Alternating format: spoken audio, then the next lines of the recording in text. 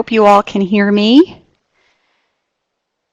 We just have a couple people on, and I'm glad that you are able to join us. I know that this we did not have a lot of advanced planning as far as the date of this webinar goes, so I know that many folks will be listening to the recording, but for the couple of you that are here, if you could click on the little raised hand at the top of your screen or type something in the chat box so I know you're here. Missy, I know that you can hear me. I see your good morning. Thanks, Missy. And Lynn, I hope you can hear me as well. Oh, great. Okay, great. Thanks both for confirming that you can hear me. So we're recording this, so I know that many folks will be listening to this after this morning. So in fact, we'll post it this afternoon. So I'm glad that you're joining us. What we are doing with this webinar is just providing an orientation to the National Network of Partnership Schools model for Ohio. So the National Network of Partnership Schools is an evidence-based model out of Johns Hopkins University. You might know it as the Epstein model. And so we are going to be bringing that model to Ohio as a part of our statewide Family Engagement Center's work. And this is an evidence-based model that's been around for about 3 decades now and has a lot of resources and research behind it. And so we're really looking forward to getting started on this work. So this is an orientation for our state support teams who are embarking on this with us, and just to sort of give you the information that you need to start your planning and also start thinking about the districts that you'll work with as well. So good morning. This is Barbara Boone. I'm the director of the Statewide Family Engagement Center and have had the privilege of working with all of you for, gosh, I think it's been about the past 6 years on a number of different family engagement initiatives. But today we're talking about that National Network of Partnership Schools, and this is for our state support team directors and your staff as just so it's as an orientation to this model. So here's the agenda that I've put forward for today, and that is one just to provide an overview of the National Network of Partnership Schools model that you might see us refer to as NNPS, or if you'd like to refer to it as the Epstein model or the Partnership Schools model, that's the model we're referring to.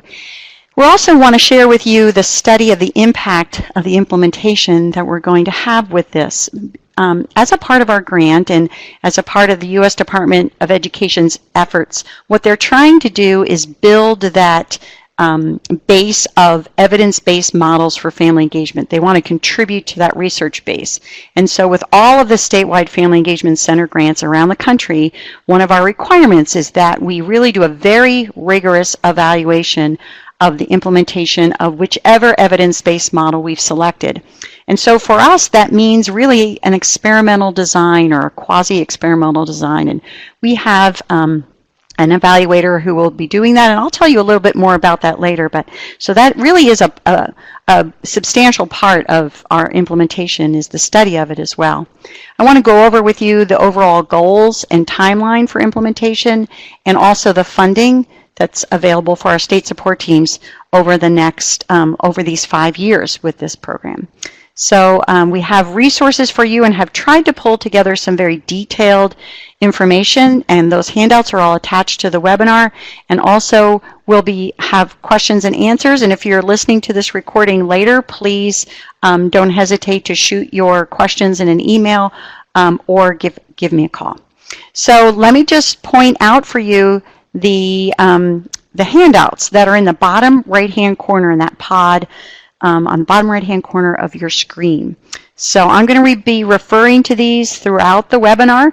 If you click on them, you can download the files and print them. You can do that with the recording as well.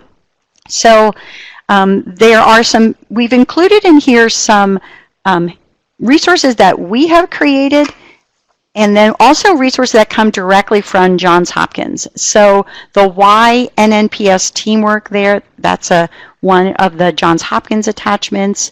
The 6 types attachment is from them.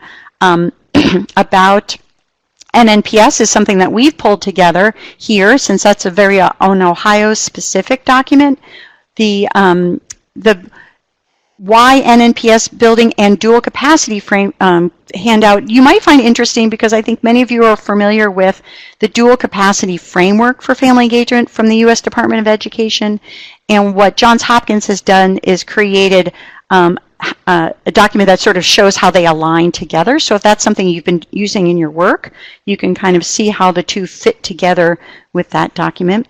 We have the slides for today in another document there, and another document from Johns Hopkins on the benefits of this model, and another on the evaluation. And then we've provided some things on a recruitment form as you're thinking about districts who you want to recruit in the future, some guidance around that, some funding guidance as well from us, and a couple of other things here. One is this last SST collaboration with the state family engagement initiatives. That is actually an overarching document that I've shared with all of you that really includes this initiative as well as the State Personnel Development Grant Initiative and the Family and Community Engagement Network.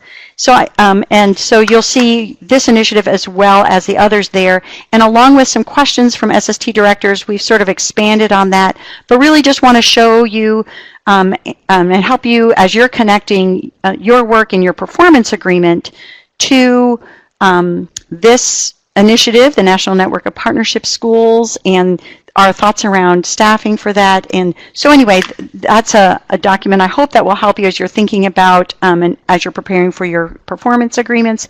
And then also the last thing is from the National Network of Partnership Schools, a description of the sort of three-part sequence professional development. And that's what we'll be doing next year. So there's lots of handouts there, lots of information that I want to share with you. They're all available for you for download, and then I'll refer to some of them throughout the webinar. All right, so let me keep moving forward here and jump in. So we're bringing the National Network of Partnership Schools model to Ohio, and that is through the grant that we at Ohio State have received, the Statewide Family Engagement Center federal grant from the Federal Office of Innovation and Improvement. So that grant is to form a statewide center for Ohio, and it's really working very closely with our Department of Education. That's really a requirement of the grant, and that's really how we were already doing our work and with our state support teams. So it just made sense for us to embark on this, and it really brings strength to this center. So what we're bringing together with this center grant is the Ohio Department of Education, Johns Hopkins University and their model, Joyce Epstein's model, the National Network of Partnership Schools model, and then our state support teams. So bringing this as training and resources to our state support teams for implementation with districts in your region. And our promise in our grant was that we would focus this work on districts that are in either intensive or moderate support status. So as you are already working in those districts, this is a model for family engagement that really aligns with their Title I. It aligns with the Ohio Improvement Process. It is a really process of engaging families and developing that local plan. So we're hoping it's a really good fit for your school improvement as well as your work in special education with those districts. So that's where we're headed with this. So we're bringing, as a part of this, there is the new Handbook for Action. So many of you in the last State Personnel Development Grant, we were utilizing this Epstein framework in that work. And so you probably recognize this book, but you probably have a lime green with some purple, and you'll see that this is a 4th edition. So Johns Hopkins has expanded and into a 4th edition and also made some changes there. So as a part of this, this is the text we'll be working from, the resource that we'll be using. And this is while the handbook is substantial and comes with a CD with more resources than are included in the book, you just want to refer you to sort of the benefits to the National Network of Partnership Schools, and that's one of your handouts there. So, as a along with training, the National Network of Partnership Schools and the Ohio Statewide Family Engagement Center are all available for technical assistance. They are on call for that as a part of this.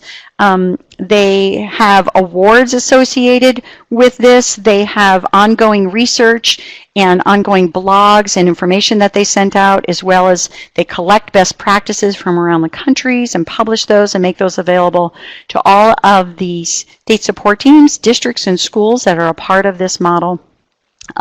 They also collect an evaluation from everyone who's a member at the end of the year and provide reports back to we'll provide reports back to your state support team, to our state, and to districts. So it's a model, as you know, but it's also then a network of information that is available as a part of implementing this model.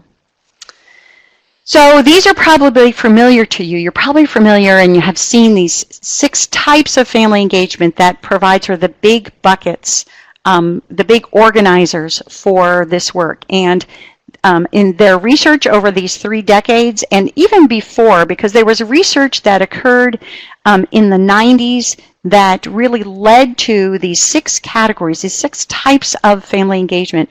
And that research said that when schools really work in these 6 areas, they end up with sort of a very comprehensive and holistic plan and approach to family engagement that that really leads to more families being engaged, to teachers, the benefits for teachers as far as in job satisfaction and a better understanding of their families and connection with their students, benefits to schools. So there's sort of benefits to many folks, most importantly students, from implementing this model.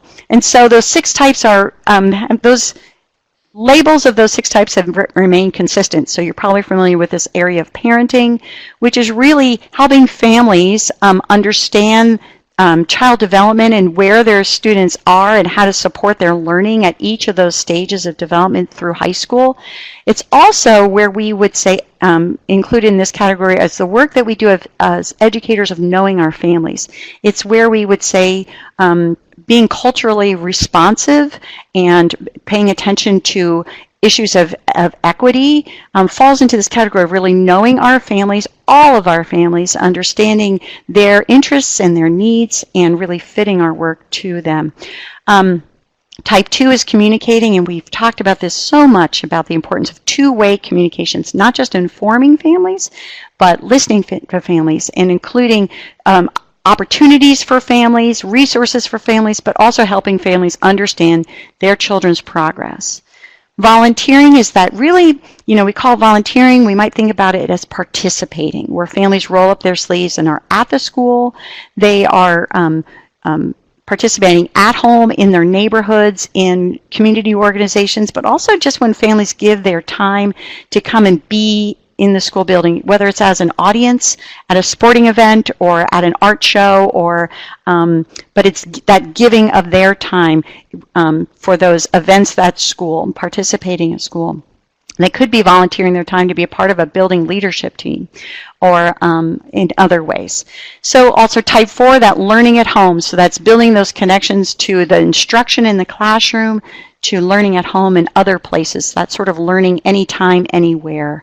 So, and it's learning at home, helping families as they help their children prepare for their future, for that transition after school to their careers and to their living and being independent after school, whether that's going on to college or other places. It's building those connections to learning at home and really a developmental approach to that. So we know that that changes from kindergarten and elementary into middle and high school.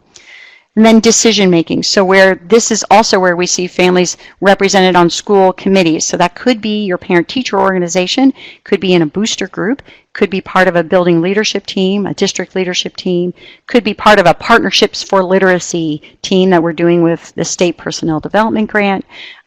This is really families being a part of decision making. It could also be part of decision making for their own child, where they're coming to an IEP meeting and really having a voice and decision making about the services and to their child. it also is, so it's decision making probably at individual level, but also into those in groups, and sort of looking at schools as a whole. And then also collaboration with the community. So, and in this sense, community engagement being a part of family engagement. So we collaborate with community resources, groups and agencies in order to engage and support families in support of student learning and development. So those are the 6 types, and I'm going to keep moving forward. There will be so much more about this in the training, but I wanted, if you weren't already sort of very familiar with those, I just wanted to go over those quickly. So along with this framework of 6 types, the National Network of Partnership Schools model really entails forming what they call an action team for partnerships. You can call this name whatever you like. You could call it your Partnerships for Literacy team, but it's that team of family members and school personnel, and can also involve community representatives. It could also, at the high school level, include students.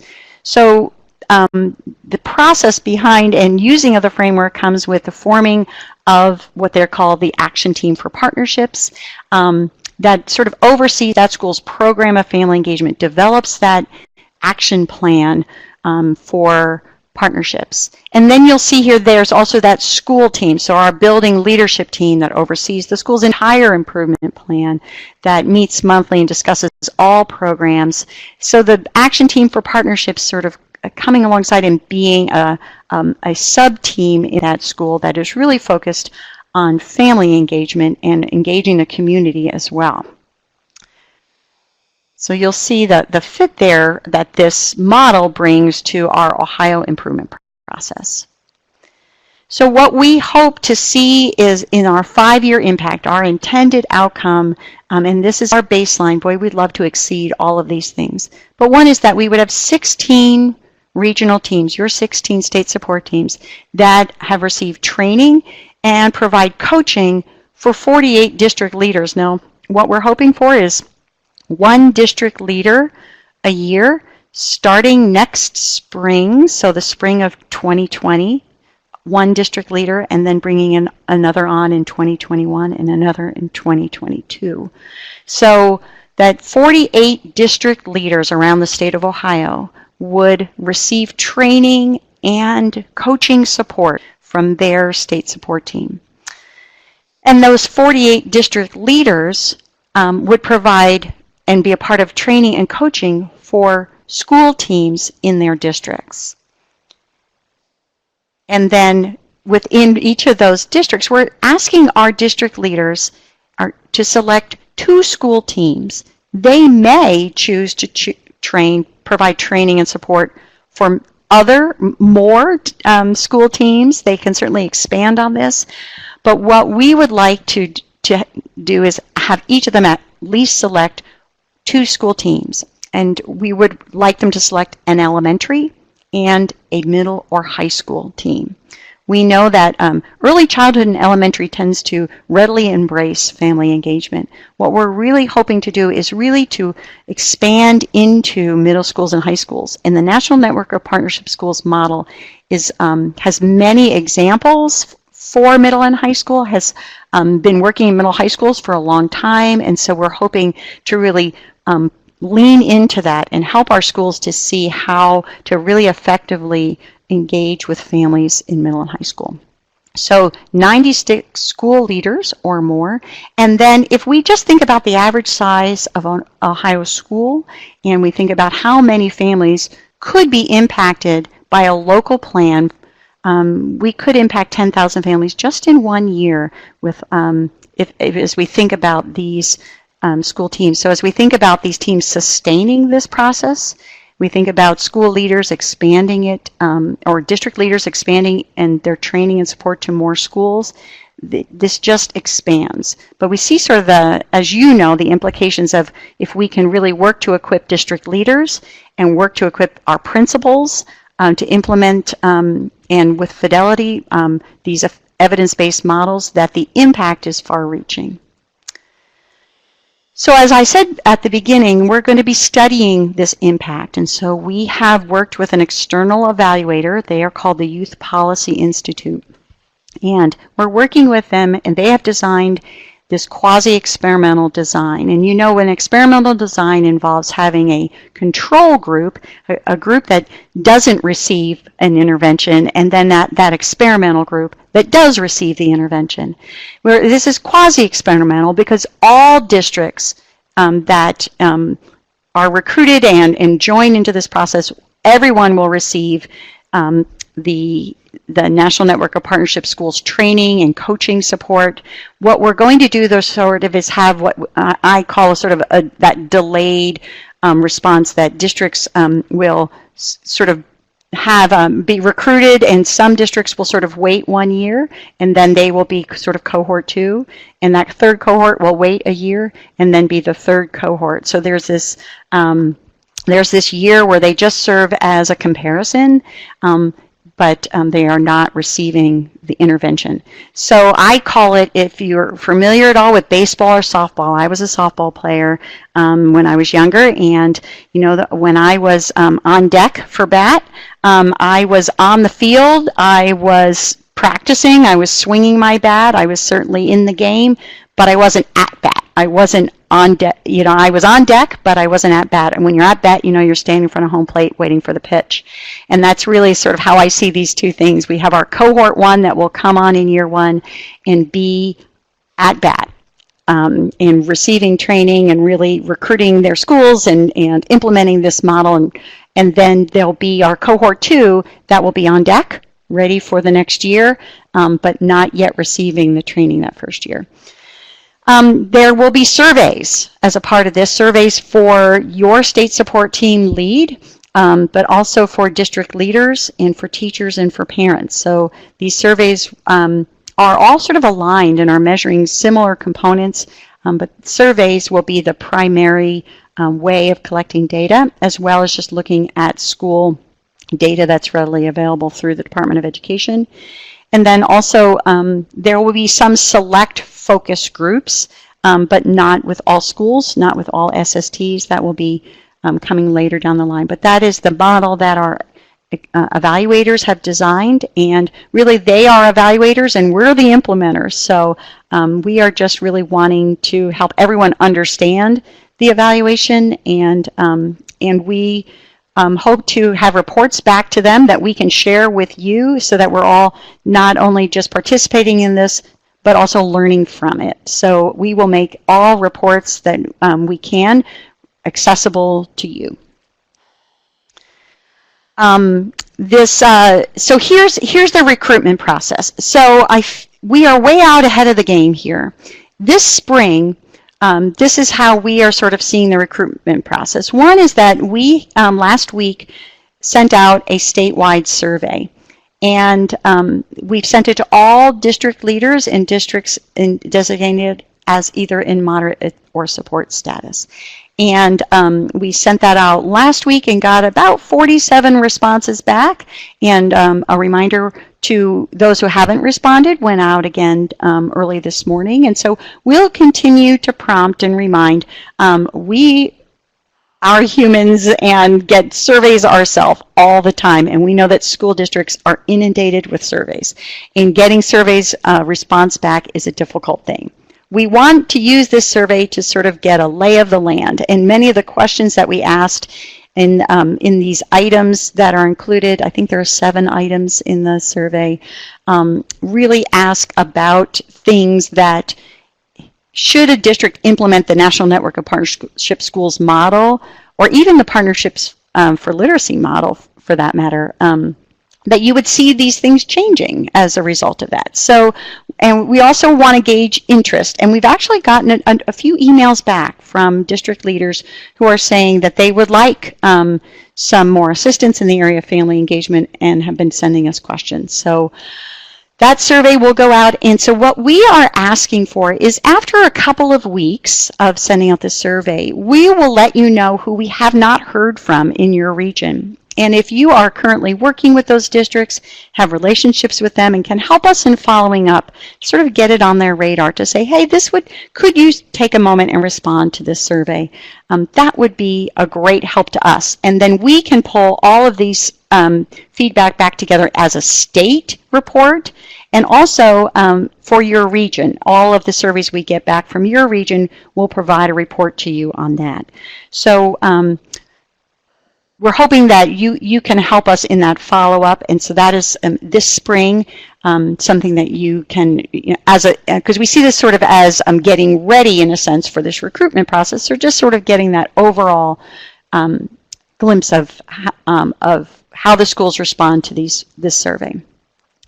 But then also, if you would begin considering, you do not need to make decisions at this point at all, but just begins considering the districts that you're working with, who appears ready for this, and ready being levels of interest, those that see this as important and wanting to really dive into it. But I think also we know that levels of readiness, that they're implementing the Ohio Improvement Process in a way that bringing on a family engagement team would be beneficial and would work for them.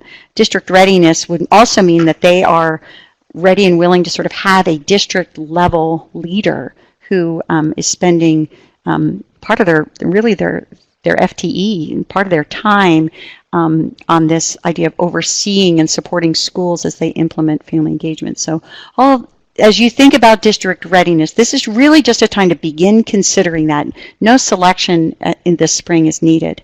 But also considering your staffing and your capacity, and as you're preparing for all of the work that I know is substantial for your state support teams, if you would just consider this as within that world of the work that you're doing and the capacity to do that, the staffing for this.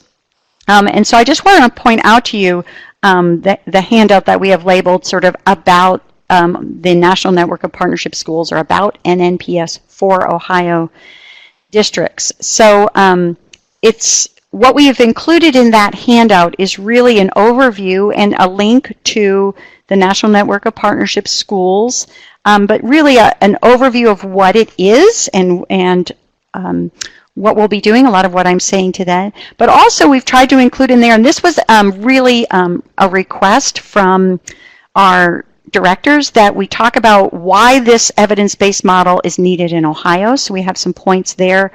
We've covered some things about what are expected outcomes of implementing the model. What is the model and what does it entail? What will districts and schools be expected to do? And we have that outlined for next school year, and the school year following that, and the school year following that. And then what supports are available to districts that implement the model. So we have contact information for them as well. So hopefully, as you're considering districts, as you're thinking about this, that this will be helpful information and give you some talking points as you are talking to districts about that. But once again, this spring, we're really just in that beginning consideration team, that really our recruitment begins next school year. So the recruitment process, what does that look like in the fall? So next fall, we have scheduled a training with Joyce Epstein on August 14th. We aligned that with the State Support Team Summer Institute. I believe those dates are August 12th and the 13th, and we will also align our location for this training with that. So when we know where that location will be, we will try to be close by, if not in the same location, so that you are able to keep your hotel and that sort of thing. So we're trying to be aligned so that minimizing travel back and forth to Columbus for you.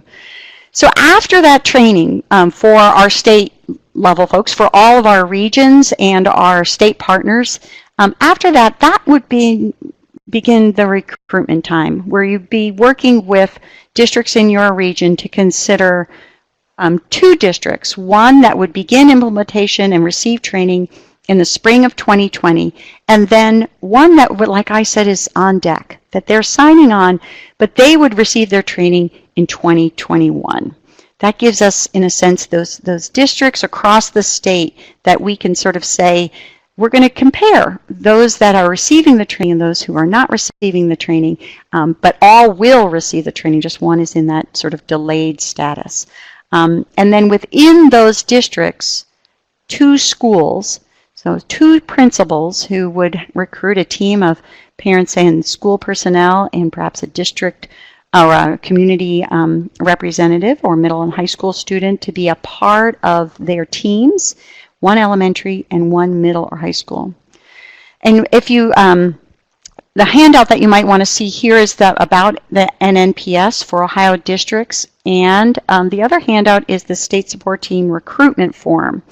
Now that recruitment guidance form has a lot of, we've tried to do a lot of describing about what I'm saying here on the front page, but then just a place for you to start listing who do you think those, maybe your top 5 districts would be, and you can communicate that to us next fall. So we'll talk about this in August. And if you could just help us start thinking about who you're considering for those as those 2 districts, but you may have a longer list. We're hoping that maybe you'll have an expanded list, knowing that not every district we approach might be on board. So, and then the About NNPS for Ohio districts is another handout that could be helpful here to sort of think more about that recruitment process in the fall. So this in the spring then, so here's how the training rolls out. And what might be helpful for you to see here will be the handout, the National Network of Partnership Schools, the 3-part sequence handout. So what they do here is sort of outline their sort of proven way, and when I say proven, they really have been providing this training for 3 decades. And so they have a recommended way that they roll out this training, and we are trying to follow closely with that and to sort of not reinvent the wheel, but really go with what Joyce Epstein has been the most successful way for them to implement this training. And so that is in sort of 3 parts. One is a awareness session for leaders. And so that will be for you and for district leaders as well. That could be for the superintendents of those districts that you recruit. And Joyce Epstein will provide this, and we will conduct it online. And we have scheduled her to do that on March 13th next year. In 2020. So, and that is an overview. It's a place where folks can ask questions, but it's really also sort of a then and now, sort of talking that comparison, the shift that we're trying to make to sort of the way that we used to think about parent involvement and how we're moving to this idea of family engagement. What does that shift look like? How does it shift from how we used to think about family engagement, maybe of just doing family engagement in these 6 areas, to now we really need to think about having goal-linked, goal-oriented family engagement that has is directed at impacts for student learning and student behavior, for school climate. So those are really how that shift will be made. So that will be an orientation to the model, but also a little bit of a history. And then we have scheduled Joyce Epstein to be with us then March 31st and April 1st in Northern Ohio. And we are looking right now at Ohio State's campus in Worcester. We don't have the exact location set, but that is promising to be a good location for us. And the first day of that is just a district leader training. So our ask would be that your state support team staff member or members who are going to coach this district leader attend that training with the district leader.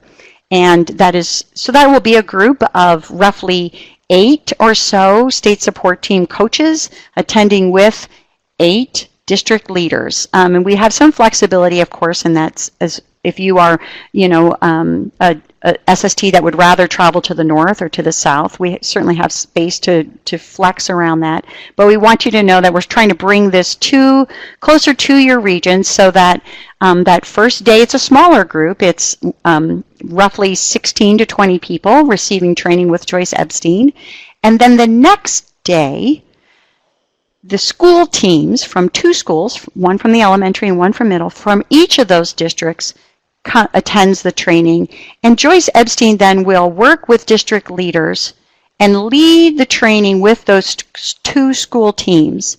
So that district leader will be, in a sense, along with Joyce Epstein and you and our staff, sort of learning to train our first two school teams with her support. So she will lead that training, a very sort of nested approach here, as you can see, for those two school teams. And those school teams leave that training with a draft of a one-year action plan that they can take back and then refine in their schools.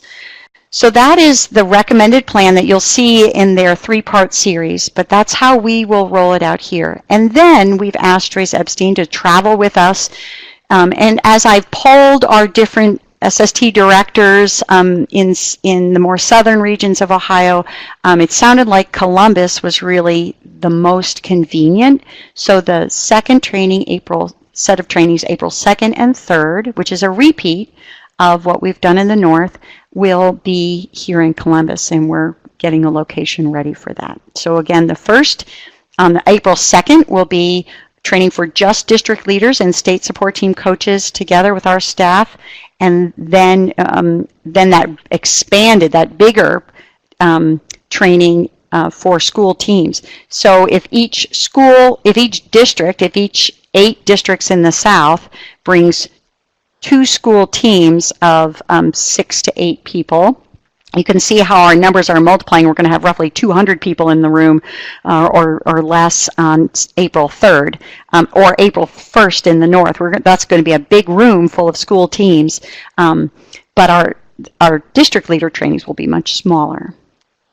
Okay.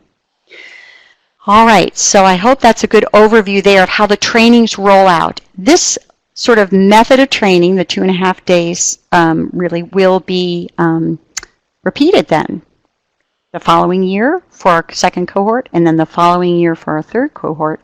But what we're also adding in those next years we're going to ask Joyce Epstein to come back and provide professional development for us on a topic of our choice.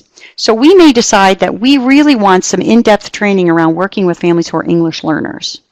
Or we really want to know more about this world of high school and engagement of high school families at the high school level. Or there could be another special topic. And so we've also are working with them. We haven't selected those topics. We really want to hear from you and from our school district leaders and from our school teams to be able to bring that more focused training as well. So there's really this training in the model and then also additional training. So, all right, so let's look at funding. We've talked about this before, but I think I have some more clarification around it for you.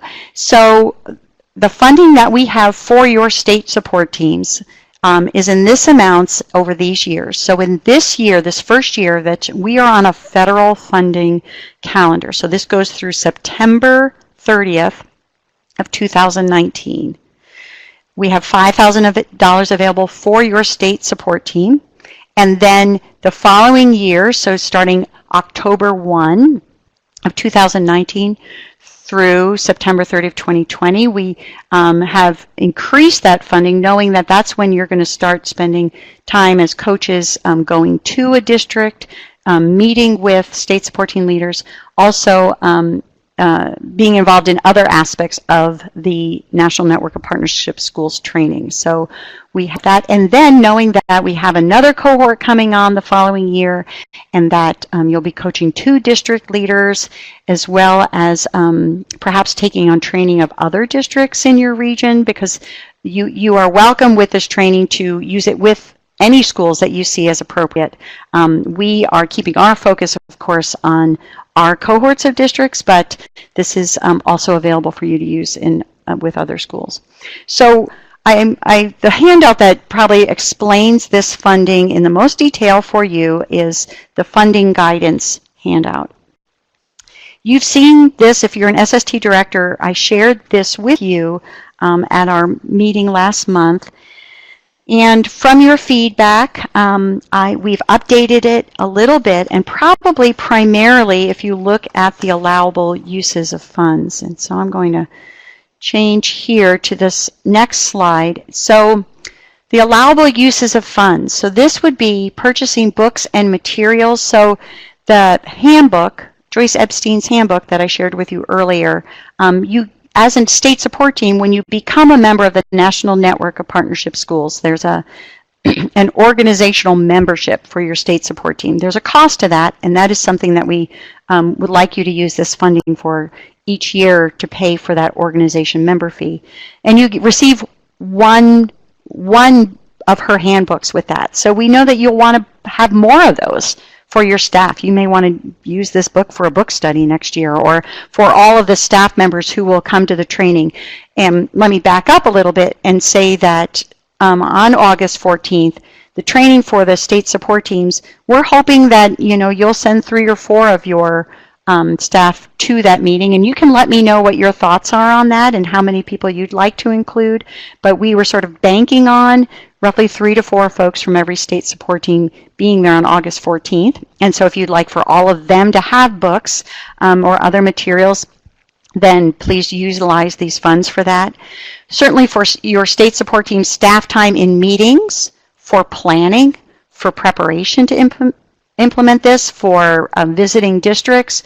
If you are making phone calls or sending emails to districts to say, hey, would you please answer that survey that OSU sent you about family engagement, please, utilizing this for that time, for meetings that you have.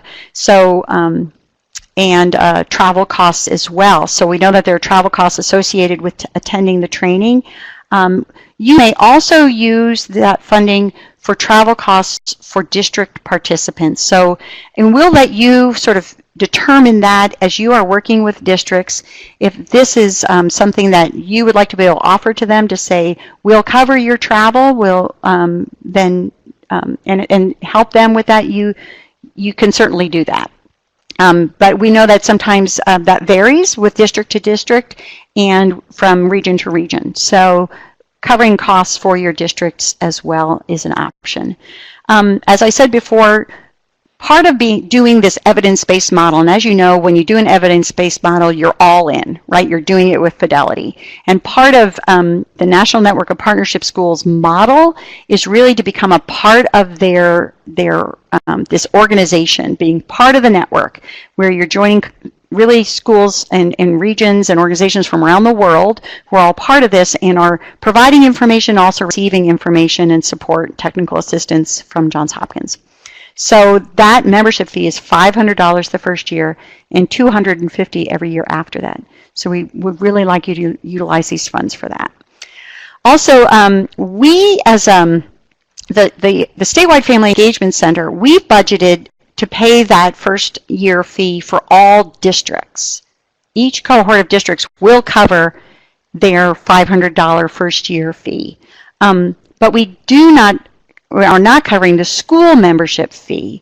So that would be another thing. Schools may opt to use some of their own funding for this, so we'll let you work that out with the districts that you recruit and the schools that they're bringing on board, if you would like to cover their member fee as a part of with the funding.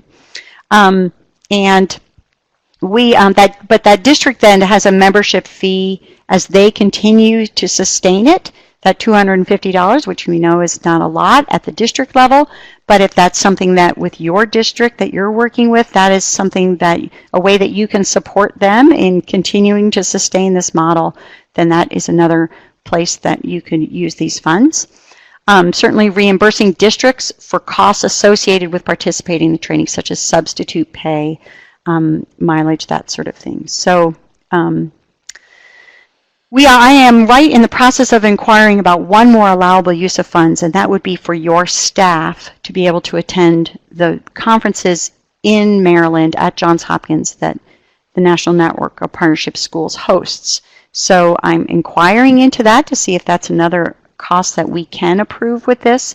I don't have that approval right now, but wanted you to sort of see these. If you have other suggestions about how those allowable uses of funds or the funds could be utilized, please let me know. Certainly want to work with you on that, and we so certainly want it to be a way that helps you fully participate and support the work, and also your districts. All right. So between now and September, here's what we as a statewide family engagement center will be doing. And one is that flowing that funding to our state support teams, and we are working to do that with the Ohio Department of Education. And they are utilizing the CCIP for that, and so you will receive more clarity from them around reporting and that sort of thing from ODE. So we are sort of directing the funds to them, and they are directing it to you, and I know that that's sort of a pattern in how things, other funding works as well, so we're trying to align with that to be a part of the same system of reporting. We will report the results of the state survey to you, and we are going to have set the dates and have Joyce Epstein and ready to go and for the training in August and in the future. And we are certainly always available to you by phone, by email, however you want to contact us for technical assistance as we roll out this model here. What we're asking of you is that you help us in the collection of this district survey, and that's really, as we sort of point out to you, districts that you could prompt for us to say, encourage them to reply, to attend the August 14th training, for you to identify in your state support team those lead consultant or consultants who will be our sort of point of contact along with your state support team director, who is that lead contact that we're really focusing on and knowing this is the person who will be working closely and coaching that district leader. Certainly being on board with our orientation webinar today or listening to the recording, please go ahead and initiate your membership with the National Network of Partnership Schools online. You can do that, and we encourage you to sort of join as an organization. There are different levels of membership. There's a state level, an organization level, district, and school. And we're asking you to join as an organizational member. And then be thinking about, start that identification of up to about 5 districts, and we'll follow up with you in the fall about that. And then, of course, reporting to ODE about your activities. Over 5 years, we are going to be providing funding, also that training that I've outlined earlier, providing technical assistance, and coordinating the evaluation. We are very aware and trying to be very on top of the evaluation and the surveys and things that schools will receive as a part of this study of the implementation, and really wanting to minimize any negative impact that it might have on them. But we are doing our best to work closely with our evaluators, even now, in foreseeing what those surveys will look like as they're rolled out to schools, to really help that be not a negative experience on the school's side. So if you will utilize the funds to support this work, if you'll participate in that training, providing coaching to those district leaders, and supporting also that evaluation is those requests that come to you for responding to a survey, or perhaps a focus group or something like that in the future. So right now I'm going to pause and listen, and maybe even, let me see if I can point out to you any other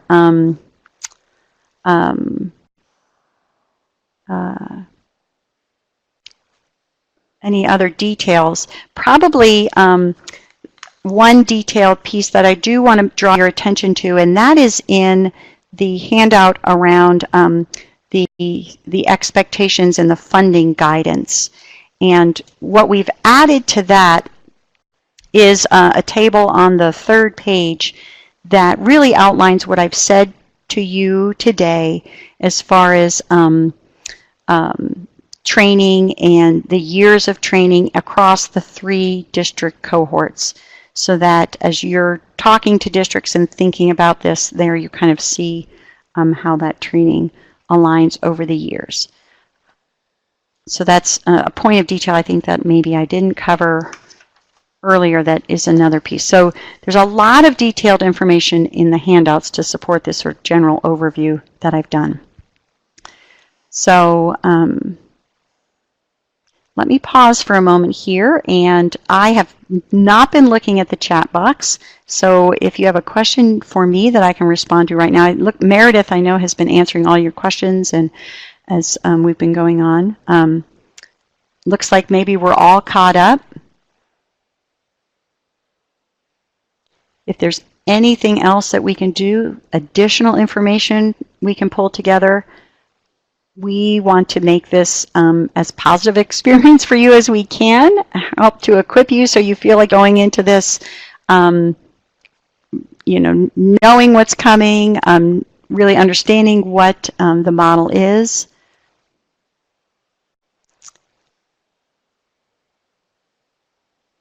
All right, and Missy's got a question about the one-year fee. So OSU will pay for the district's first-year membership, that $500 membership. So when we know who those 16, that first cohort of districts that will be training next March and April, we will go ahead and pay for their membership and have that ready for them when they attend the training.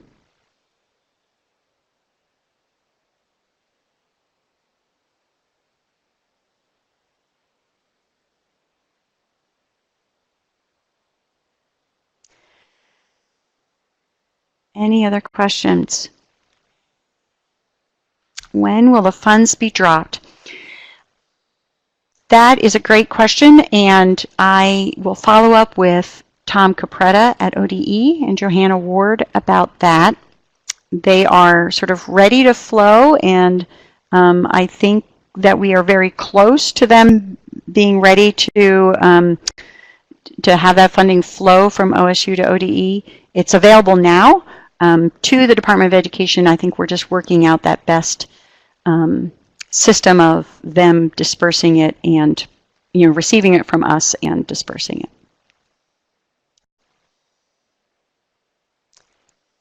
So I will follow up on your question about those funds, and if you want to follow up as well, that would be Tom Capretta and Johanna Ward.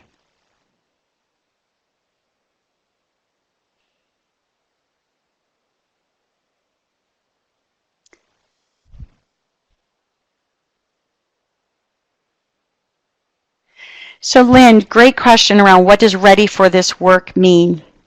And so generally speaking, I know, at least my experience has been that when we're bringing new initiatives like this that entail, you know, gearing up and building a team and following some protocols and attending training, that if a district is either, you know, gosh, having lots of leadership training or changes, sorry, lots of leadership changes, or their own implementation of the Ohio Improvement Process or their own teams are not really, you know, functioning well, layering something like this in can, I know, oftentimes just be distracting and can be really difficult to do.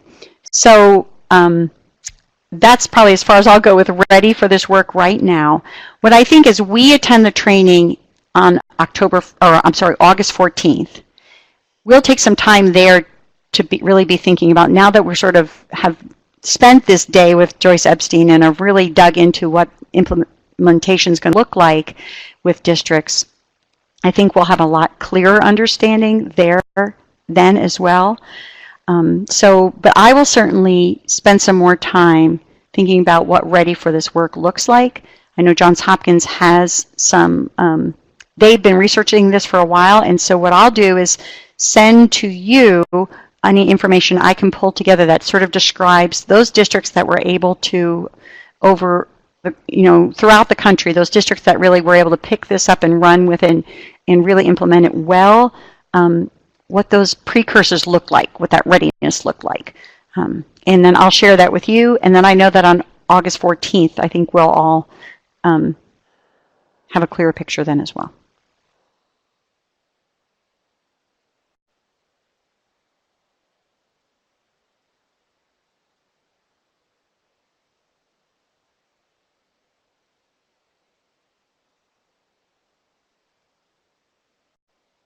Okay.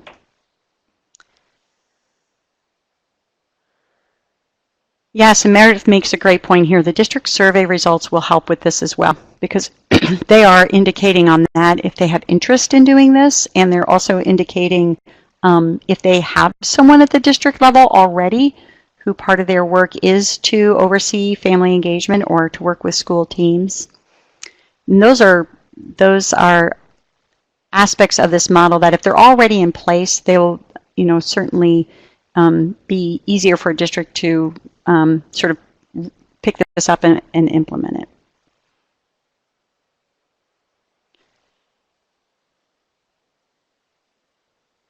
So Lynn, your question about community schools. At this point in time, for our 3 cohorts, we are just going to include traditional districts and not community schools. And the reason why is because we're looking for this district leader and 2 different school teams at the elementary and high school level.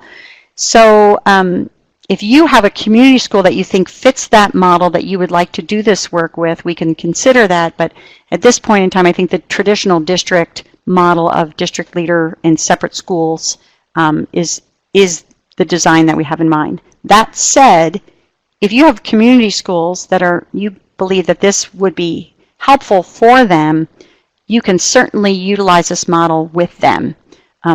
But for our cohorts right now, we are really thinking of those more traditional LEAs, the school districts.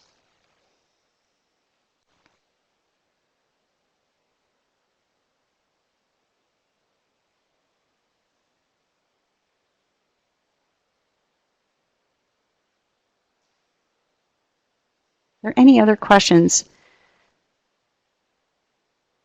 Yes. So Lynn, okay, great. So if you have one and you think this is the fit, then absolutely.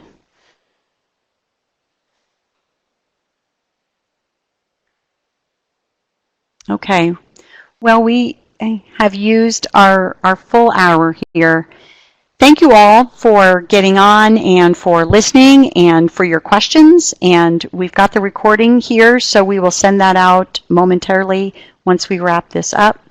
I hope this has been helpful to you. I hope it's clarified questions. But once again, if you have any questions, just let me know. You know my email is boone.32@osu.edu. And just in case you haven't, as a center, our website should be up and running within the next 2 months. We are working right now to populate our website with resources for families of all ages and for schools, all schools, pre-K-12, and families of children in preschool through 12th grade.